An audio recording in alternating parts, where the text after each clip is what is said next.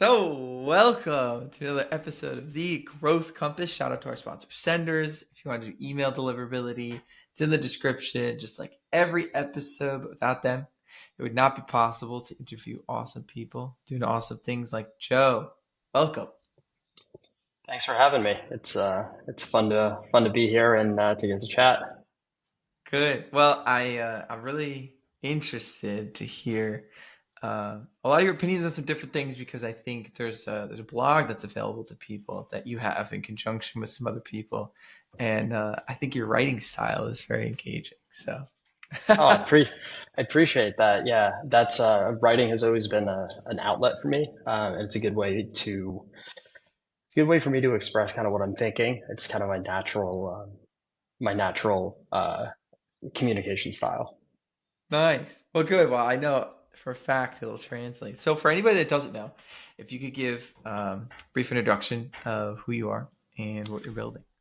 Yeah, so my name is Joe Alalou. I am one of the co-founders and general partners at Daring Ventures. We are a pre-seed software fund based in New York, and we invest in monomaniacal founders. So founders who have a one-track mind and they're focused on doing one thing, solving one problem that has been bothering them for a long time, and we built that out of our own experience from our own backgrounds, and it has been it's been the ride of a lifetime, that's for sure. Sweet. Well, then I think before we start unpacking that ride specifically, because that is, I think, mainly what we're interested here, if we could just go back a little bit to how you got here in the first place. So, how long ago, like, unofficially and officially, I guess, would you say, you've been doing Daring Ventures? Yeah, so Daring Ventures officially is about to turn one pretty soon, but unofficially, I've been doing what basically the exact same thing that we're doing here at Daring Ventures for gosh 7 8 years now. Hmm. I used to run a mentorship program called Wall Street After Community College, and it was exactly what it sounds like. Get folks from day one of their associate's degree through day one of an investment banking or other kind of like financial analyst program. And that's really kind of where the idea for Daring Ventures came from, is this idea of building a mentorship based sourcing pipeline and way of finding folks who have, incredible ability, who are not always going to get picked up by the same channels as everybody else. It really started from my own background as somebody who did not go to college after high school because I didn't really get into any, and ended up kind of in and out of community college, and finally, got my act together, decided that I wanted to be an investment banker of all things. And that's when I found out that people who drop out of community college don't typically get to be investment bankers. But I wasn't going to let a little thing like that get in the way of my dreams. So I got my act together, really pounded the pavement, and I had to build a path basically for myself. I'm not the first person who's ever done it, but nothing really existed before I started Whack. And you know, I was running Whack for a while, and I kept wanting to do something with that more. Um, and I decided that the way that I could make the most impact and the biggest difference, and by leveraging those skills, would be to, instead of investing in people's careers early, invest in people's businesses early, and be able to take that same drive and focus that I had, that my co-founder Maddie Holman had, and my all the students that I had in my WAC cohorts, take that drive and channel it towards building businesses. So let's go. So let's take it back to that decision then.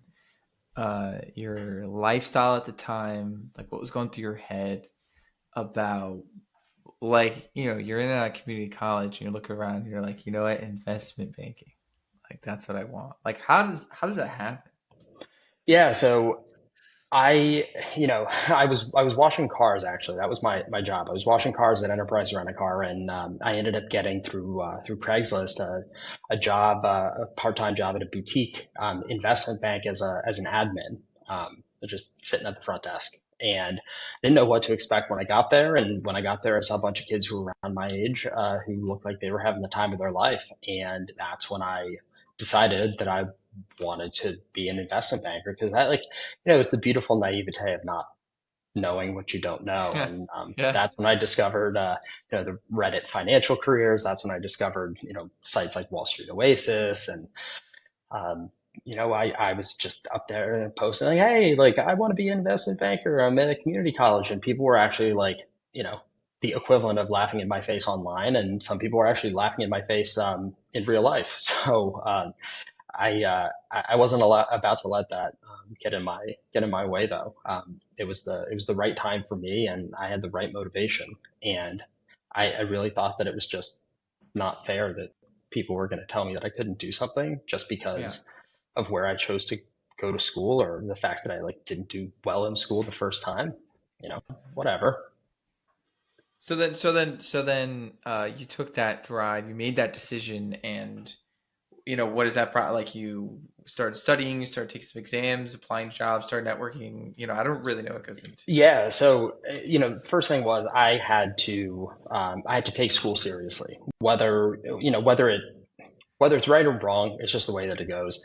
You got to go, you definitely need a 4-year degree to get into banking. So I went to community college and actually tried and applied myself and did well and studied for tests. And I was fortunate enough to transfer to Columbia here in New York, where I finished my degree. But, you know, that's still not, yes, obviously going to Columbia is very, very fortunate, and it set me up for a lot of things, but nothing is ever guaranteed.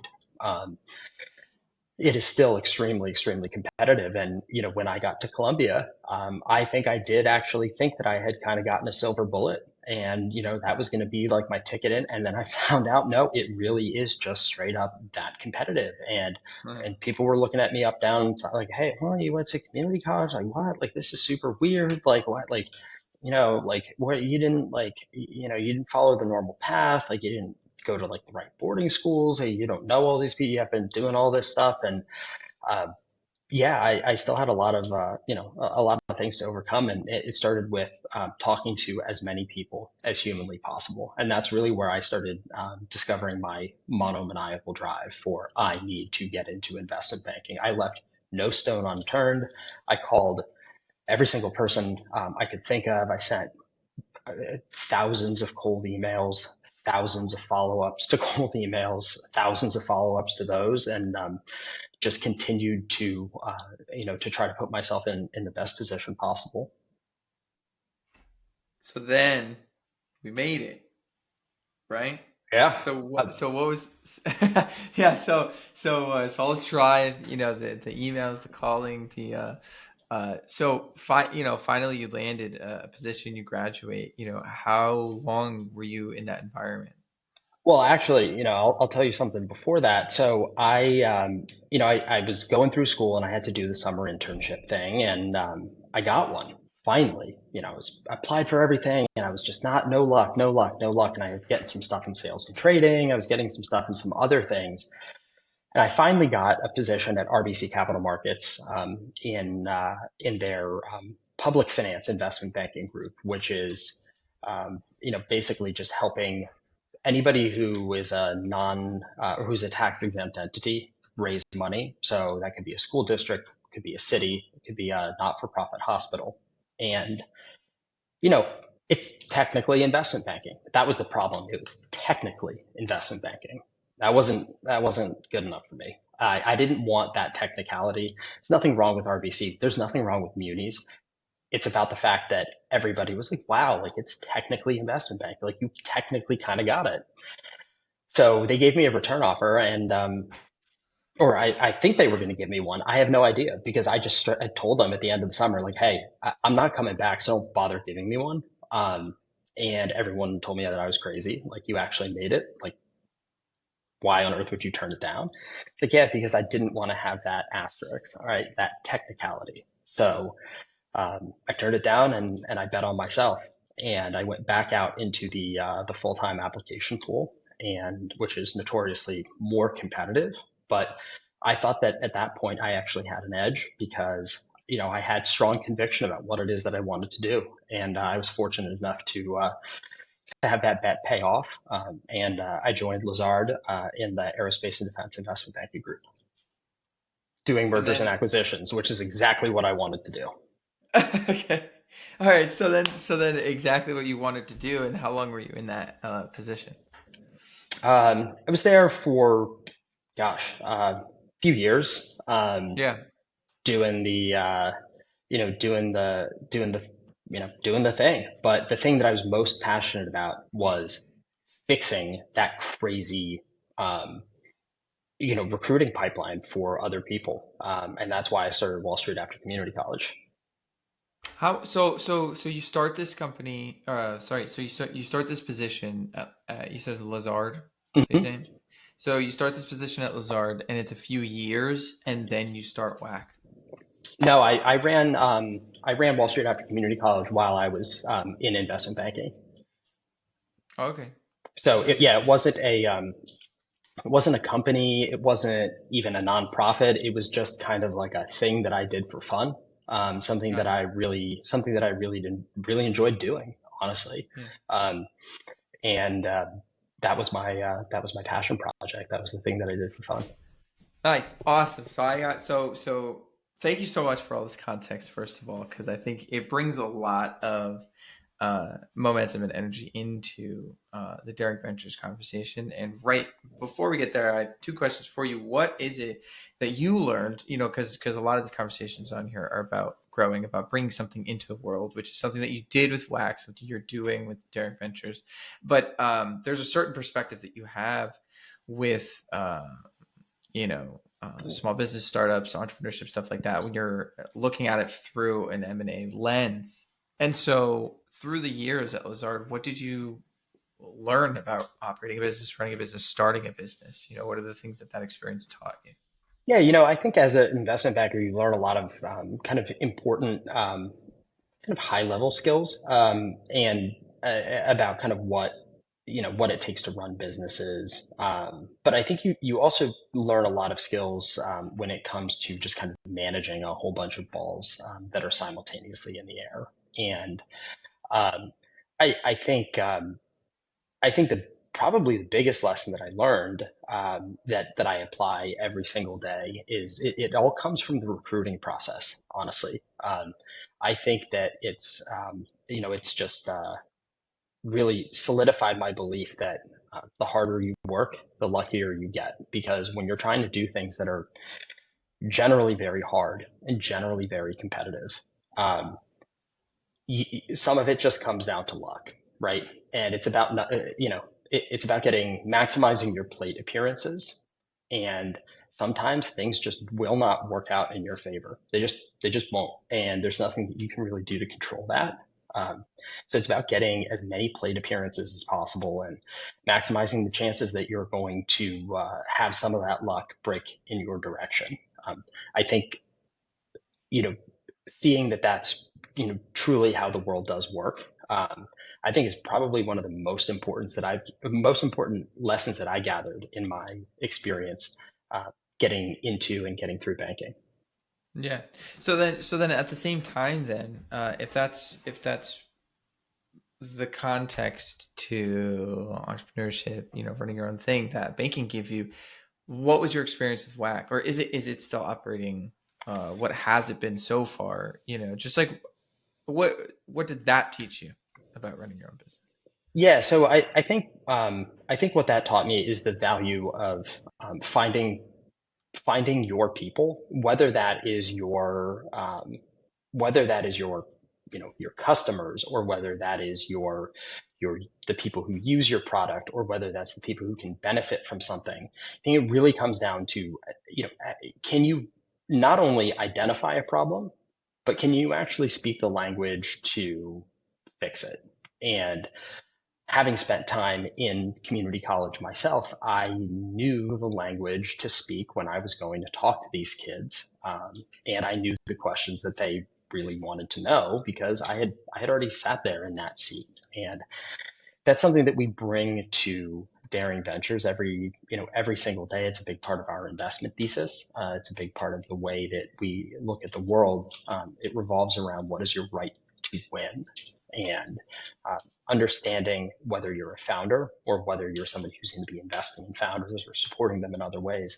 Understanding what that founder's unique right to win is extremely important, because that, especially at the earliest stage, before anything is truly built out, that is going to be not only the moat that protects them, but it's also going to be the magnet that attracts customers to them. So what was you? I guess if you could say that you had one with whack, what was yours?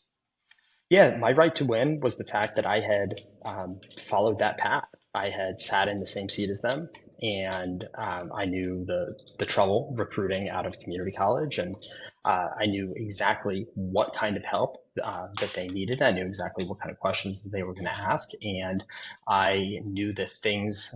I knew more than they knew. Right? I knew the things that they didn't even know that they didn't know yet, and I was able to prepare them for those things. And it was my own experience, right? Wish I had started studying accounting earlier, and I would tell them like, hey, you got to start studying for these technicals like way ahead of time. Like if it feels like overkill, it's probably early enough, right? By the time that you start thinking like, oh, I got to study for these technicals, it's too late. um, so little things like that, actual actionable tips, best practices, a database of interview questions from my own memory, right? Like the things that I was actually asked, the trends that I was seeing, in collecting feedback from a lot of other people going through interview processes, and participating as an interviewer in the interview processes. I had a lot of kind of unique information, um, that I was able to, I was able to answer the questions that they really wanted to know.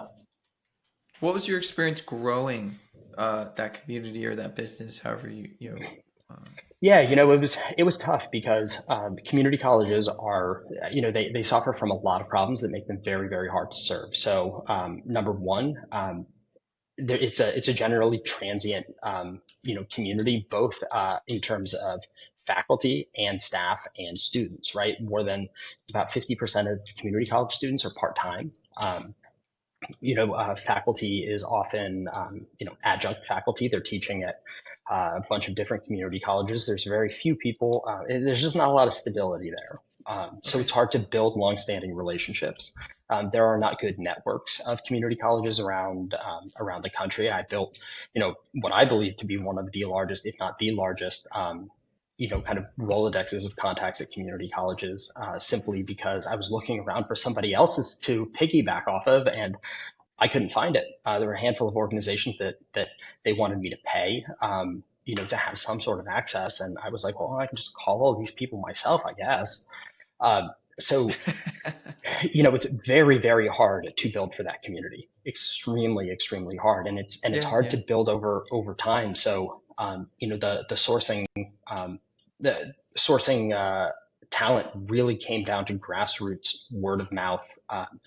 And the thing that did work was there are a handful of community colleges around the country that they attract a really, really motivated cohort of students. And, I saw that. I attended Santa Monica College in Santa Monica in California. Others like Pasadena City College, Borough Manhattan Community College, LaGuardia Community College here in New York. Just a couple of examples of uh, two-year institutions that punch well above their weight and have just a tremendous number of students who are highly motivated, but also are in ecosystems that have enough connection that they can not just get help from me, they can get help from other folks, and through word of mouth they would hear, because I think ambitious young people talk. And when I started running Yeah. Whack, next thing you know, I was getting flooded with people. It's like, hey, you were talking to my friend who said the this and that. Like what? Like it's like, hey, will you talk to me? If like I come to an info session, I would have these online info sessions, and Right. then I'd stay up till sometimes 3, 4 o'clock in the morning, just talking to people who are talking to people on the phone and figuring out what was going on with them and how I could potentially be helpful to them. But yeah, sourcing and building in that community is really, really, really hard. And I think that's a great lesson for not for founders, business owners, whatever. It's like sometimes you need to do the digging and stuff yourself because if it doesn't exist, you need to create that opportunity. If and you will if it's important enough to you and you believe in it enough. Yeah. Well, that's huge and such a great segue into daring ventures because part of what I really love to uncover, which is exactly what you were speaking to right there, are the realities of in different environments, what it means to actually grow, like take an idea out of nowhere, and then try to establish it and then grow it. And so, given your own experience with WAC, given the experience you had in banking in the context that that gave, when you are so I've two questions for you. And the first one is when you're working with companies that you're either investing in or you meet with people and you talk to them and stuff like that, and you have your own experience with the environments that are necessary to successfully grow something sustainably. Like, do you have any general advice, I guess, that you give to people? Do you have any stories that you could tell about people that you've worked with or companies you've invested in that have navigated what you're speaking to in a way that you think is really interesting? Yeah, I think the general advice that I give people is to you need to know who your hero is, right? Who's the hero of your story? Who is the is it what kind of customer is it, or what kind of person is it? Like with that, facing what kind of problem, and how are you going to come in and help them? And if you can't, at the end of the day, everything is a story. We believe very, very deeply that storytelling is a very valuable skill, and it's the way that ultimately companies do business. They need to have a solid story, and they need to have the right narrative. And you can't manufacture a narrative around an idea that doesn't make sense. So it's not like you can do it without a story. You may not be telling the best story, but there's a story there. So number one thing is who is the hero of your story? Who is that person, or customer or group or business or organization who you are fighting for? And why? What is the thing that you're doing for them? So the hero of our story at Daring Ventures is, we are for the founder who has lived experience and a strong right to win in their space and a unrelenting, they just this unrelenting drive to fix it. We understand that. We recognize that. And even if they don't look like Mark Zuckerberg or sound like him or have anything, they don't fit any of the normal kind of like, founder qualities, right? We are the fund for them. We're the fund for those monomaniacal founders with deep lived experience and an unrelenting right to win.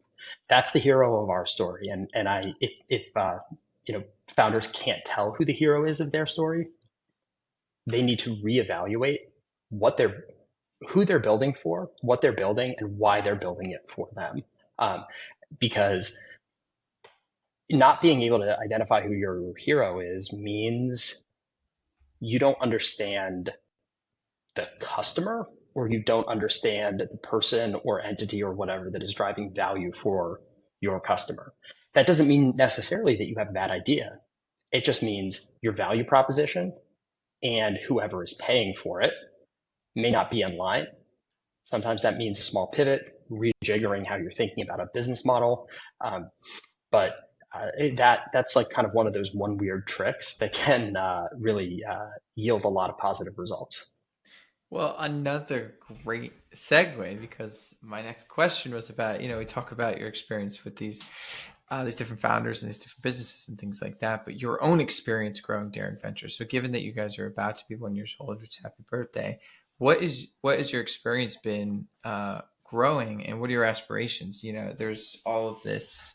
We live in this type of economy. It's always about growth. I mean, this whole podcast is around like how to grow sustainably and things like that. But at least from my understanding, from a VC standpoint, it's not always like, oh, we need to be the biggest VC, and so, and if that's your goal, that's awesome. But just curious, like how do you guys approach growth yourselves? Is it mostly inbound, warm? Do you guys do any outbound type of stuff? Yes, that's actually, it's a really interesting question because I think a lot of people, you know, they think that this is they think that the VC game is all about this outbound sourcing, and outbound sourcing is extremely important. But we actually, to this point, have done very little outbound sourcing. It has been a tremendous amount of inbound, and it has come Awesome. from communicating our message. It's our own obsession. And we are the same as our founders. We are those monomaniacal. We are going to build this fund. It's going to happen one way or another. We don't enable the improbable here. We only accelerate the inevitable for ourselves and for our founders. And this is going to happen one way or another. And we project out that inevitability. We project out that message of kind of what we think and how we approach the world, and we try to amplify that across as many channels as we can. And it's not always extremely on the nose, right? We communicate very authentically. Sometimes that means I write satirical, think pieces, like when I was not following my own advice and not being very authentic to myself. And I wrote a piece called "My Descent from Mount McKinsey," where I had realized that my entire pitch and my entire kind of investment thesis had become way too frameworkified. There's other times that I write, you know, absurdist fiction. And we really believe in showing rather than telling, and we communicate that through the things that we put out there. Both kind of very literal, like on the nose, kind of this is what we're thinking about VC, and then sometimes some more kind of figurative pieces. That at the end of the day, it's still communicating what we're thinking, and it's a great signal and it's a great magnet, and it attracts the right founders to us. Um, we have the same kind of blue chip networks as many other investors, but we also have the ability to source outside those networks and find new founders and find new investors who really resonate with our message. So really, starting to build that gravitational pull by building in public, communicating our values, and being really authentic, which involves a lot of me making fun of myself, admitting my errors, or kind of just thinking out loud about how something that I was doing, maybe 2 weeks ago was not that smart. Yeah, yeah, yeah. Well, I'm positive when you look back on this in 2 weeks, you'll be thinking that. Because this has been, I mean, this is, I've loved a lot of what you've spoken to, so I appreciate it. I have two final questions for you, and excited to hear your thoughts. First one is what would you say is the biggest hurdle that you and your team are facing at the moment, and how is it also an opportunity? So the biggest hurdle is the fact that we are a first time fund and we are doing a first time raise, and a lot of people, that's kind of a non-starter for them. But it gives us the opportunity to not focus on those investors and to focus on other investors who are looking for that. And we don't have to answer questions about, like, well, why aren't you like this gigantic fund, or why aren't you in these deals? And it's like, well, because that's not who we are, right? I Yeah, think it's a huge opportunity that we're newcomers, because at the end of the day, like, every industry needs, I don't want to say new blood, because I think that's kind of a trope against, like, well, it's time for other people to have a chance. That's not how this works. But um, what I think is happening is venture capital is growing up. Right. This is not the industry that it was 10 years ago. And that's healthy and that's normal. And it's not broken. It's not this. It's not that. It's just growing up and it's just maturing. It happened. The same thing happened to private equity. Which was just a little bit ahead. And as the larger funds really turn into true alternative asset platforms, that just makes room for smaller funds to come in and do, that really, really kind of back to brass tacks, pounding the pavement, knocking on doors, relentless sourcing, and deep, kind of very qualitative underwriting. And eventually folks will cycle out, and other folks will grow. Um, but yeah, that's the opportunity for us. I think that it's a great moment, and great investors are having conversations with great investment, great funds and great investment managers. And I think that this year's vintage and next year's vintage are going to be extremely strong. Yes, let's go. So last, you've spoken a lot to this, but if I guess if you could just take it home with this, I'm curious in all of this that you do, what inspires you? What inspires me is a deep commitment to learning and always getting better. This has been a gigantic learning process for me. I have made so many mistakes, and owning up to those mistakes is honestly one of my favorite things to do because that's the only way that I'm going to learn. And Getting to meet founders and see what they're building and talk to them and understand what their problems are and what their problems with VC, as an industry is, and how I could potentially be different. I'm always dedicated to learning, and I've had a lifelong love of learning, and any opportunity to continue to expand my knowledge. That's what inspires me every day. I have a great team around me, and I think we all love learning together. And it's just this is easily the hardest thing I've ever done, but it's also the most fun I've ever had in my life. Nice. Well, that's all. If anyone was inspired to follow along, with what you guys are doing and your story, what's the best way to do so? Um, I'm most active on LinkedIn. It's just Joseph Alalou. Find me, and you can also read our blog at outofscope.xyz. That's right. Let's go do it. Joe, thank you so much for your time. This is an awesome convo. I'm excited to stay in touch to see where you go. Awesome, thanks, man. I appreciate you having me. You got it. See ya.